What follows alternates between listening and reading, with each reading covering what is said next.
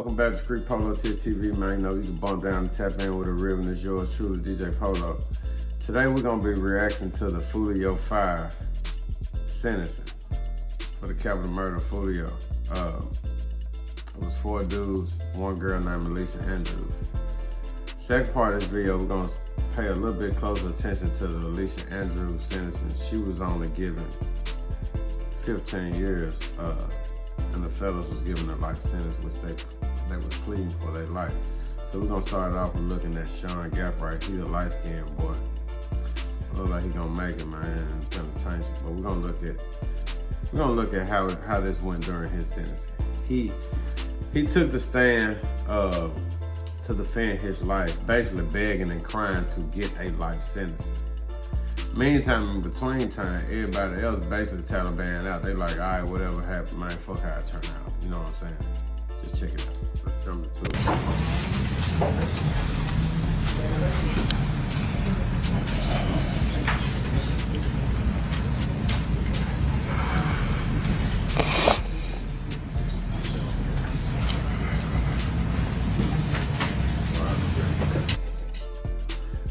Now, right on top, as you can see, he's crying. He's pleading to the jury. He got the turtleneck game on.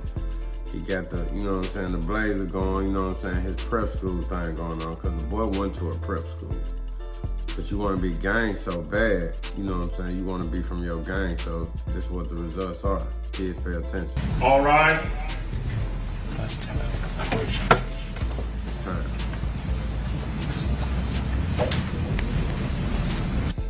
Look, the co-defendant, his homeboy, they like, man, I can't believe this nigga, you know what I'm saying? Bro, we done stood 10 toes this whole time. You waited till now to get on the stand. What is you finna say, bro? Is you finna tell on yourself and ruin your chances to an appeal?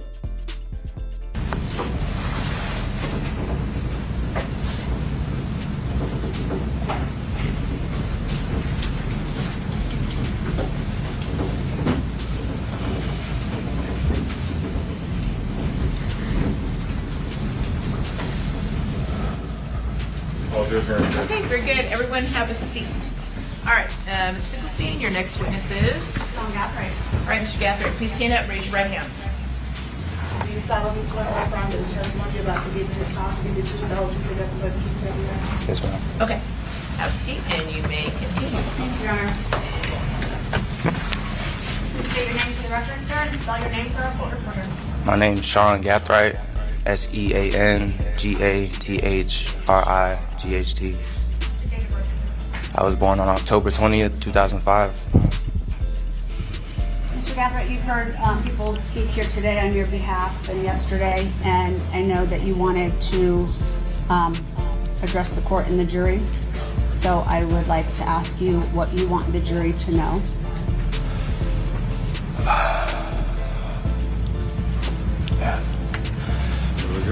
I just want to address the court today, and, you know, I'm not here to dispute anything. I'm just here to be a man and take responsibility and express my feelings. All right, he just admitted guilt. This ruins his chance to an appeal. He just basically said that he's guilty. You're not taking your charge right now, bro. You just went to trial. You took it to the box, nigga. These folks finna say you spend the taxpayers' money and all this other shit. You come all the way to the end. Now that you lost, you say, okay, now that I lost, let me join y'all and just say, all right, man, I'm wrong. No, bro, we had to prove you was wrong. You going about this the wrong way, dog. You should've just took it on the chin. Whatever come with this shit, fuck out, turn it. Cause I mean, you could've filed for an appeal if they would've sentenced you to death, which I don't think they would've sentenced him to death, no way. So he just basically ruined his chances years from now. When he gets to that penitentiary, to the level 5, level 6 prison, he's gonna wish he hadn't did it. About was, you know, this whole situation. You know, that's what I plan on doing. Okay. And how do you feel? What? I feel very remorseful, you know. This is a terrible situation. It's been a traumatic experience. You know. A traumatic experience for who? Let me ask you this. So, how old were you when you were arrested? I was 18 years old. We heard that you had started some college, obviously probably didn't get very far, right? Right. What have you done since you've been in jail? Is there programs? Are there things that you can do there? So, you know, I've gotten into programs. I've also, you know, I grew up, you know, in church and, you know, in a Christian household. So I've refocused my, you know, life to Christ, and, you know, I've taken a lot of religious programs. I've read the Bible from cover to cover. I've tried to, you know, share some word, and, you know, we have prayer circles in the jail and stuff like that. I've led a couple, you know, prayer circles, and I've tried to, you know, kids around my age or, you know, younger, you know, since I'm 20 years old now, when you turn 18, you know, you go to the adult pods and stuff like that. So if I see somebody who I see, you know, has a lot of potential and has a chance to keep them from, you know, basically being able to be corrected at this opportunity and not come back, you know, I try to take them under my wing. Let me stop you right here, bro. Let me stop you right here. Look, nobody really cares about how, whatever type of jailhouse religion you had leading up to your sentence. Right? Everybody on their knees praying to God when it's time to get sentenced. I mean, I even was before I got my 10-year sentence. I'm sitting there like, God, I mean, please, man, mercy. Everybody, that's normal, bro. That's why it's not good to take the stand. Whoever his lawyer is need to be fired for real, because for one, you know they're finna cross-examine him, and they're gonna eat him up when they cross-examine him. Why would I tell you? As you see, I have a lot of resources.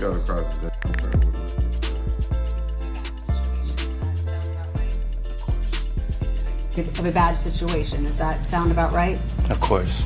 And are you going to continue to do that? Of course. I'm going to try to, you know, continue a humble life, a righteous life, you know, try to do the right things at all times, and, you know.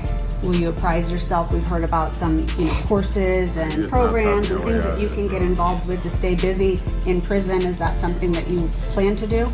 Yeah, so you know, hearing Raul's testimony was, you know, the first glimpse that I have of, you know, what prison could be like. You know, I want to stay as busy as possible, you know, stay away from bad apples. You know, I want to, like, keep a job, get into programs, try to get into ways to keep out of stuff. But bruh, you smoke a nigga who y'all in a gang war, and you going to the penitentiary prior to a level 5, level 6 prison because you got life left. You going with the wolves, nigga. It's gonna be some Foolio them partners gonna be there, gonna be some of your partners there. Everybody gonna have knives and locks in the socks and weapons. So what you gonna do? You gonna approach them with a Bible? I'm just saying, I'm not criticizing Christianity in prison or jail or nothing like that. All I'm saying is, man, let's be realistic, bro. Vocational things I can do, try to, you know, keep my record clean, to, you know, go to the best incentivized things and have visits with my family, and, you know, I just want to just stay out the way, you know, I just want to make everything, you know, peaceful as can be. So even knowing that you're not getting out of prison, you want to make the best of your stay there? Of course. I mean, who wouldn't? If you're going to be somewhere for the rest of your life, why would you make your life a living hell? You don't have that choice. And you're young, right? You're 20? Yes, ma'am. Your Honor, may I have a moment? Yes. Right there. I'll pass the witness. Okay. Crying out loud.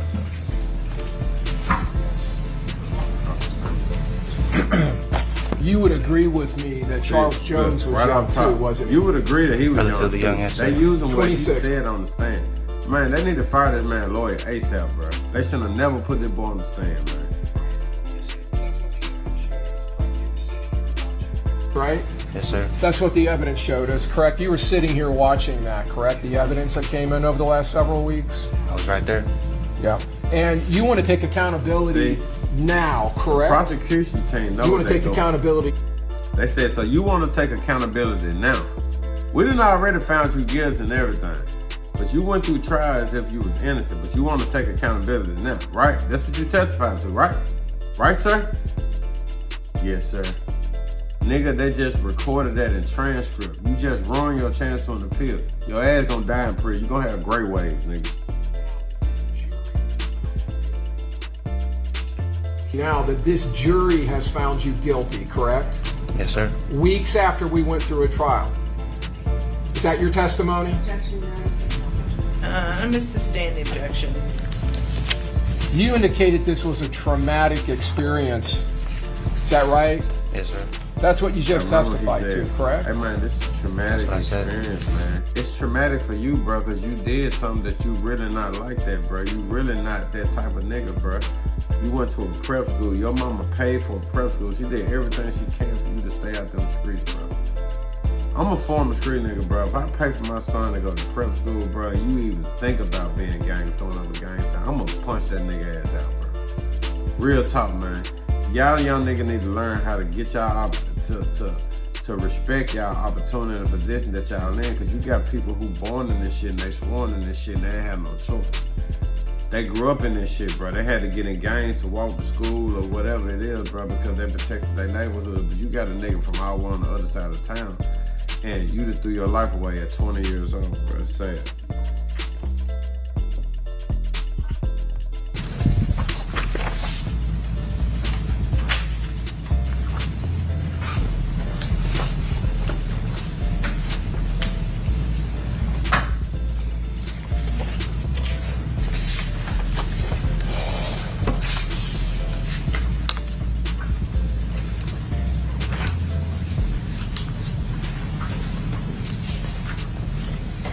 We just have one moment, Your Honor. I'm trying to get the all-know. Yes. He see him getting them photos of mercy. He's like, what am I doing? Look, you done took the stand. You can't say, man, look, I want to get out this motherfucker, bro. I shouldn't have took this stand. Bro, you fucked up when you took this stand. Prosecutor to cook his ass.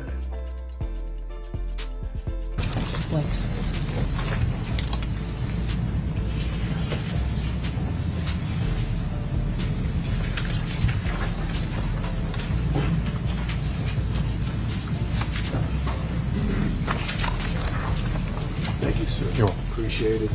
Stage 25C, you remember Gino Norris? Yes, sir. You remember him? He was also really young when this happened, wasn't he? I didn't know how old he was. Early 20s, 22. Would that surprise you? No, it wouldn't surprise me. Yeah. Gino Norris, who's not a gang member, who's Charles Jones' friend from the time they're children. What's the legal basis? The facts of the case.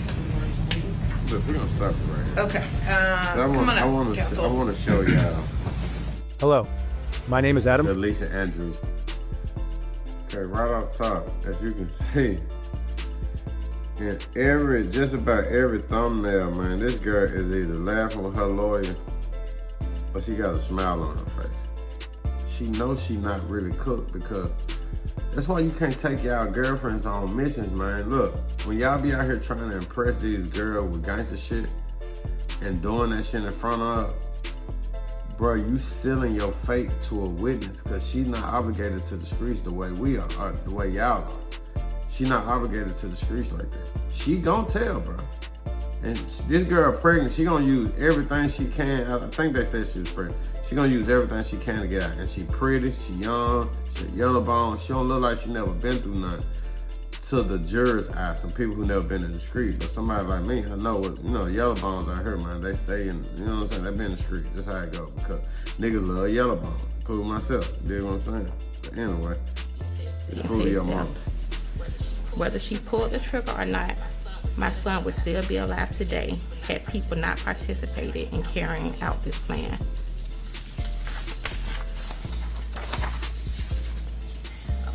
A mother lives with instinct and intuition, and mine tells me that this was not ignorance. This was participation. It was calculated. They planned it. On my way driving here, every second, every minute, every hour, they could have changed their mind. They could have turned around. But yet and still, they carried on the plan to hunt my son down like a deer in the woods, like they were hunting. This was loyalty to violence over humanity. Now, as you see, that would have struck me if I was a juror, because they from Jacksonville. They drove to Tampa Bay. That's premeditated murder, because they drove the whole way and they knew they were gonna catch their man and put him down. You know what I'm saying? Now his mama having to grieve about that, being hunted down, because the last days of her son and all those videos he made that led up to his death, you can almost see it in Foolio's eyes that he knew he was getting hurt. You know what I'm saying? So, I mean, this is a hurtful speech she gave. My son was treated like his life did not matter. He was ambushed and robbed of the chance to grow older, become a father one day, continue his career, and simply live. Every birthday, holiday, and family gathering is now filled with grief. I replay the memories of my son constantly. I think about his laugh, his voice, and the moments we will never get back. The trauma from this loss follows me every single day. No sentence will ever bring Charles right to me, but accountability matters. Alicia's family can see her. They can talk to her. She can see her child, but I can't see my child. I have to go to visit him in a wall. As you can see, she don't want this girl to go home on no ease with her, because you was with them folks, man. You helped plot this, you went to the party, you blended in, you know what I'm saying? So, Mom Deuce, she's like, hell no, I don't want that her to go home. At the cemetery, I asked this court to remember that behind every headline is a real family suffering permanent damage. My son's life mattered. He was not disposable. The emotional devastation caused by this murder reaches far beyond the courtroom and will affect my life forever. I respectfully ask the court to impose a sentence that reflects the seriousness of the role Alicia Andrews played in the events that led to my son's death, because she knowingly knew what was going on. Choices were made, and those choices had deadly consequences. Thank you for allowing me to speak on behalf of my son, Charles Jones. Welcome. Well, anyway, I say all that to say this. YNs, people out here in the streets, whoever, let it be a lesson, man. They tracked that man down, they caught him, but they had that broad with him. That was the first mistake. Second mistake, they had that young nigga with him, the light-skinned nigga who got on the stand. My nigga getting up in these interrogation rooms and these jailhouses, y'all really be thinking that it's a chance for y'all to go home once they got the evidence on you. You got people testifying against you, you got video surveillance, you got this, you got that. Your best chance to going home is still by not saying that, because at least you got a chance to fight with an appeal. That Sean Gathright nigga, bruh, you tripping, bruh.